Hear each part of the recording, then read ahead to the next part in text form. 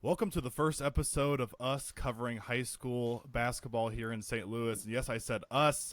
It is not just me for this one. I have Jaden McLean with me. Jaden is a coworker of mine, currently goes to Mizzou, went and played at SLU High School, and he knows a lot about hoops in the St. Louis area. So it seemed only fitting. But along with that, he was also one of those people that kind of pushed me to start covering high school hoops a little bit. So, Jaden, welcome to the show. How you doing, man? Appreciate it. Thank you for having me. I'm Yeah. excited for this. Like I said, you know a lot about basketball here in St. Louis, so it seemed fitting to have you on.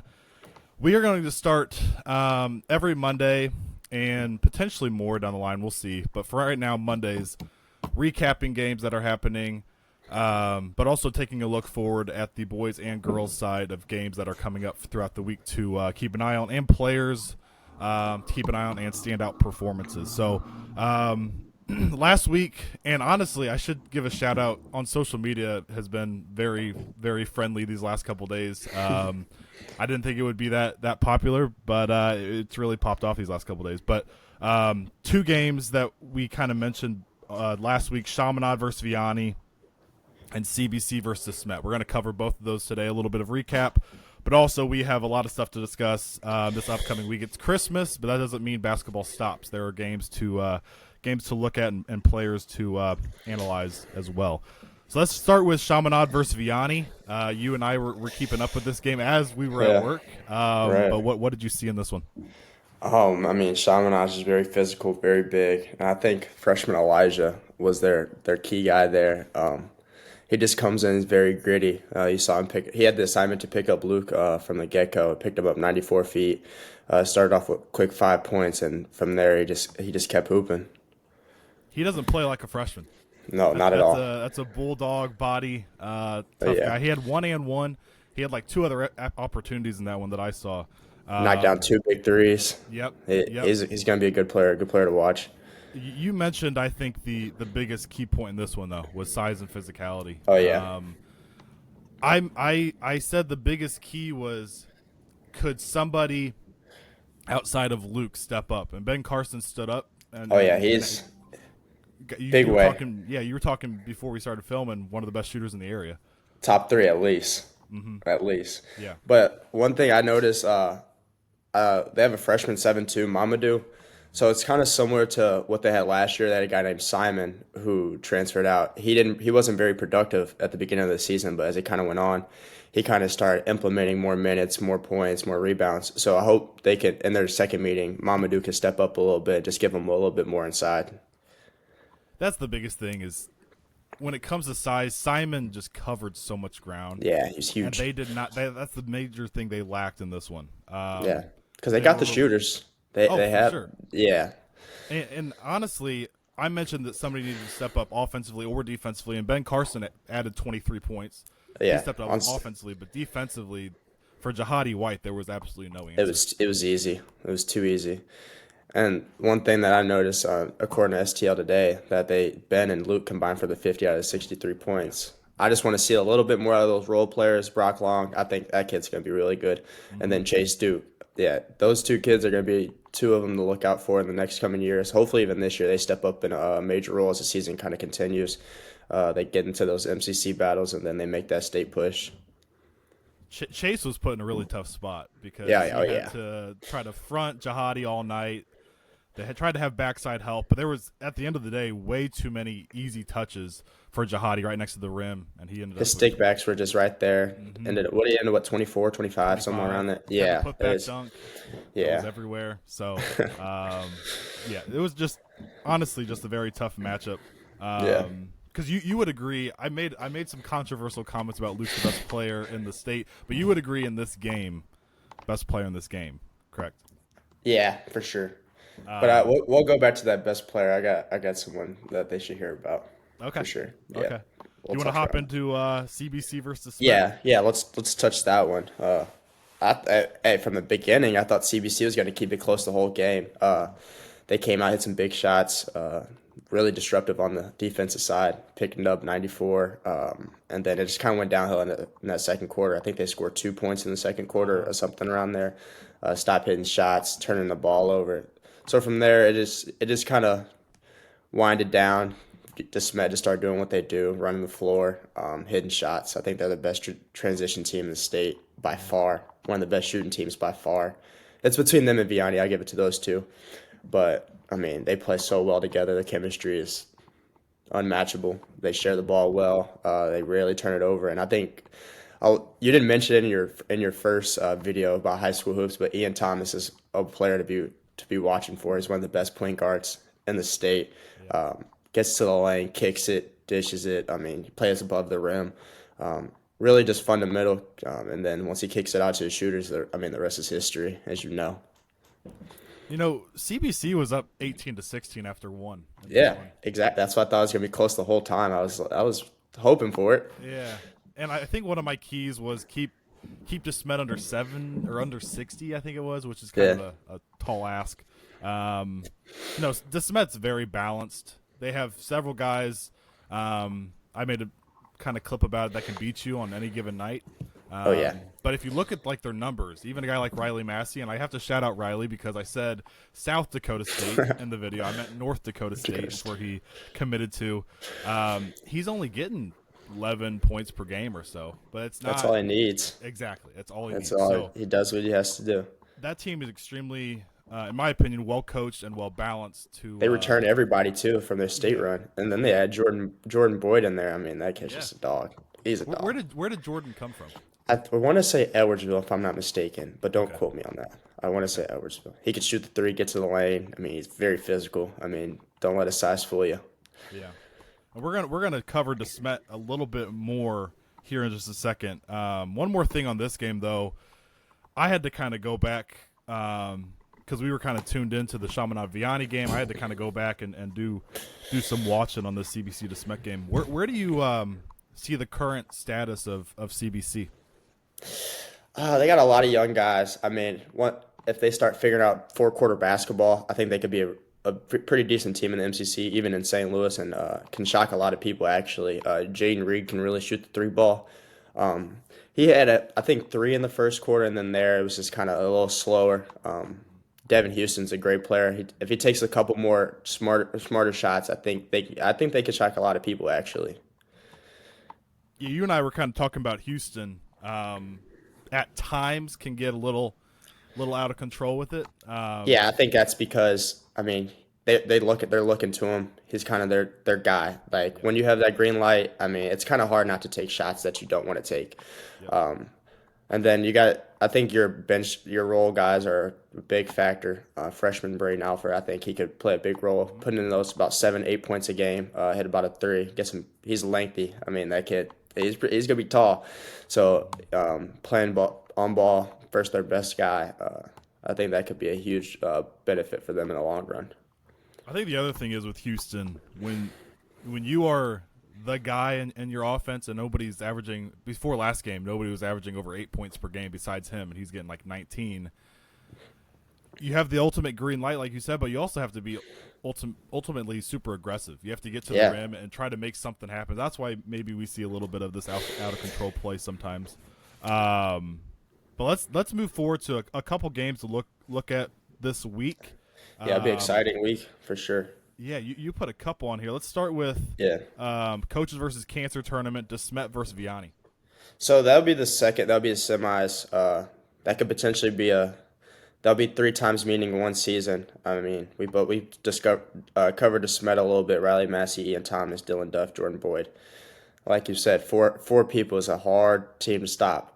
If they're all averaging above 10, even in that 11, shooting about 50%. But then you come on the other side, you got Luke Walsh and Ben Carson. I think this is going to be a very heavily played game. Neither team really has a big that they look for inside, so it's going to be a lot of run and gun, a lot of transition, and a lot of points. I mentioned to you the other day, Smet's guard Will Folk. He's another one that's getting my bad.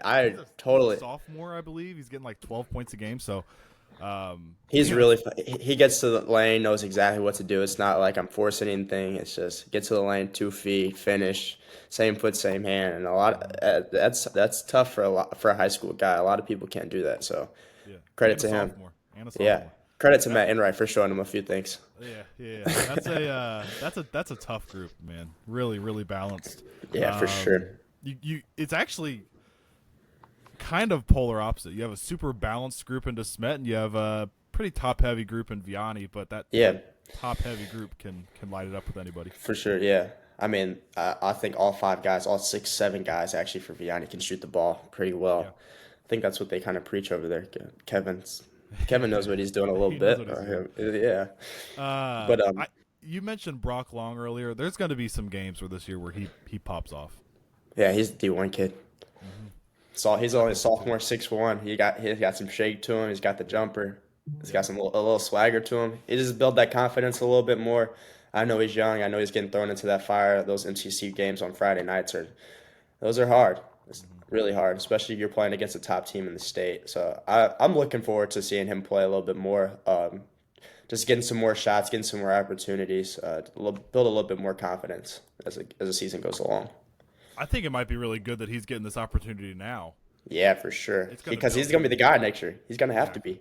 He's going to have to build be. him for these next couple of years. Yeah. Another game to look at: Webster Groves versus Westminster. I'm not going to lie. Webster Groves kind of disappointed me the other day. It's just Scotty's doing what he's doing. I mean, no one's taking that away from him, obviously. Like we talked about with Vianney, their role players, I think we need to see a little bit more out of Webster's role players. A little bit more out of Miles. Get into the lane, get into that free throw line, because he's really aggressive. If you can get to the free throw line, get about 8, 9 free throws a game, you got a whole new ball game.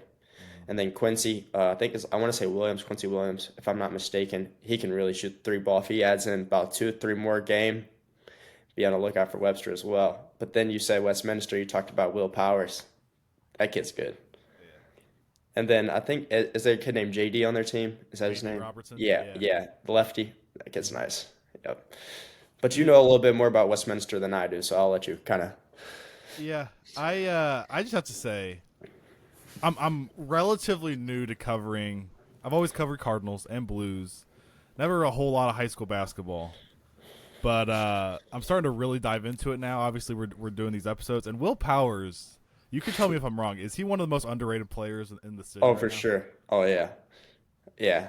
What is he, a sophomore? Sophomore. Yeah. That sophomore class is nice. It's crazy. It's really nice.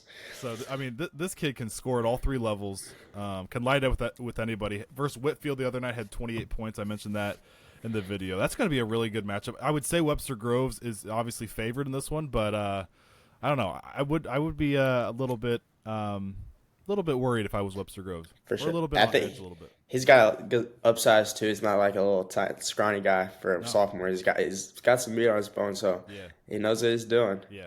And I told people, go ahead. I got okay. Oh yeah. He's another guy just like you mentioned with Brock Long. Kind of got that edge to him. Kind of got that confidence, swagger to him. He got some swagger to him. Yes, for sure. And I was telling one of our coaches at 360, James Edwards, I was telling him that Westminster's going to get a lot of people problems when it comes to districts. That's probably one team you don't really want to see. They're well coached. They made a state push, and I want to say it was 22. They made a state push. They've always been deep. Just well-rounded team. Can also shoot the ball. Plays well together. So as the season progresses, watch out for Westminster as well. There is one more potential matchup here to cover. That's awesome. St. Dominic Christmas tournament, and you have a shout out for our boy Ace Armstrong. Oh yeah, he's shooting 45% from 3, averaging 13 points. And St. Dom actually starts 5 sophomores. They start Austin Ryan, their point guard, averaging 10 and 5, and then Nolan Struckman, about 6'5", is their inside post player, kind of undersized, but he's putting up 13 a game. So between those 3, they're putting up about 30, 35 points a game. And then, I mean, Ace is another great shooter in the area. People really don't know who that is. He's St. Dom is kind of far, so it's hard to get out to those games. And it's hard to kind of follow them. GSV and Just Lobs aren't really going out to St. Dom to watch games. But if you get a chance, look out for Ace Armstrong and his shooting abilities.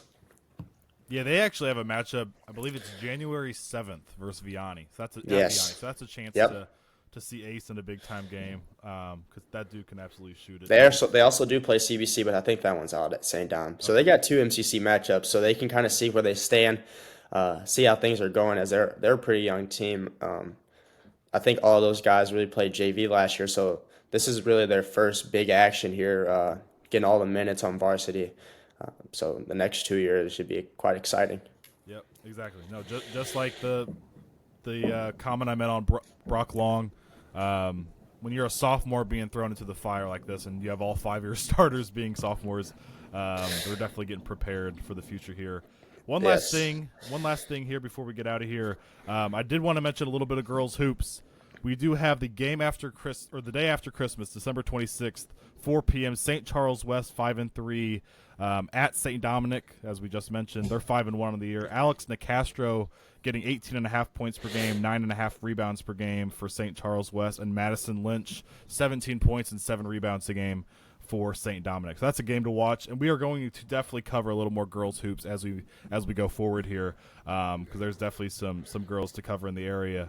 But anything else from you before we get out of here? Yeah, let's touch back on that player, the best player in the state. Oh yeah, okay. Yeah, I'm not letting that slide by here. Like I told in your comments, I said Clayton Parker might be one of the best. Yeah. I don't know if you got a chance to watch him yet, but that kid's efficient. Shooting about 80%, like not 80% from the field, about 65, 70% from the field. Can also shoot the 3 ball. He's not doing as well as I've seen him do, but he's gonna give Luke Washington a run for their money when it comes down to those votes at the end. And he's going to Morehead State, yeah. And then they also have a transfer out of Troy, Andrew Moore. Yeah.